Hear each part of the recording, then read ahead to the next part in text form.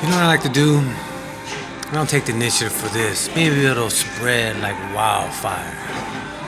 A positive enrichment to your life. You know, the more honest people are to themselves, a whole different outlook of society will be. You know? So let's start with this. The first heart to heart. Of many that I've dropped. Now look. People are not alone in this circumstance. Whether you study the Bible for over 30 years, you know better, you raise your kids, and let's use me as an example.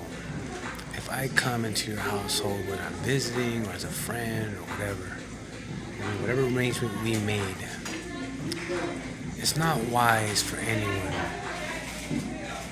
to tell anyone's kid what to do. If they have both their parents or if they have one parent that's strictly one-on-one with them. Now, if the parent, which may be an aunt, uncle, or whoever of yours or mine, for example, tells you, hey, you know what, Peter boy, the kids respect you. Don't be ashamed to tell them what to do. I'm looking at them like, you got that Bible that you've been studying for 30 years. You got all the self-awareness, the group research, the conditioning, the counseling, all that access to you. Now, if they ain't listening to you, how are they gonna listen to me?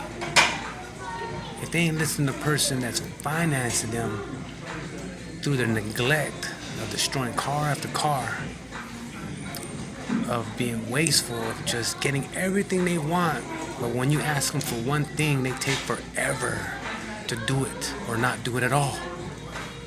You want me to tell them? Is that a trap because my presence here is too righteous? Is that a trap because you want to find a weakness or an excuse? Because I do not have to be here. You know what I mean? I do not have to stay with you. I do not have to. I don't care if I have no funds. Broke is considered like this to me. If you have less than 10 grand, you're broke. I'm quadruple, quintuple, whatever you want to do beyond the broke to the 10th fucking degree. You know what I mean? So don't be ashamed because there's Christians that's been studying the Bible for over 30 years asking me this with their kids. Go ahead and tell them what to do. I'm not telling nobody what to do. They make their own decision. If they ask me for guidance, I'm there to listen. You know what I mean? I'm a guy that works like this. I'm not your rat or your snitch. I see something that's wrong because the kid's under 18 or of 21 or he's my relative or something like that. In my presence, disrespecting his mom or dad, the material, the formula that they got going on in their household, this is how you do it. You make the kid rat on himself because the kid messed up by letting me observe that in the first place. You know what I'm saying? That's how you handle it. You mean to tell me you're trying to turn me into a snitch? I'm way beyond you guys, corporate, religious, spiritually. You know what I mean? It don't matter. Listen to what I'm saying, you guys. Listen to critical thinking and logic. So if a mother or father asks me that, if they ain't listening to you, do not even give them an assumption or lie behind my back and gossip and say I came out here to straighten you out. I didn't come out here to straighten nobody out. I came out here for myself.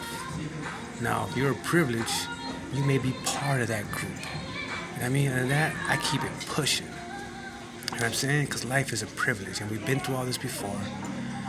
You know what I mean? And you have to respect people for their situations they may make. Now, if they're brave, they'll be genuine, honest with themselves. Now, if they're a coward, then gossip is highly involved in their life. Assumption is involved in their life. That's why you sense the high tendency for society to numb themselves because they're not dealing with this inner well-being of themselves, of being genuine. I could have stopped it at 4:44 because my timing's on perfect.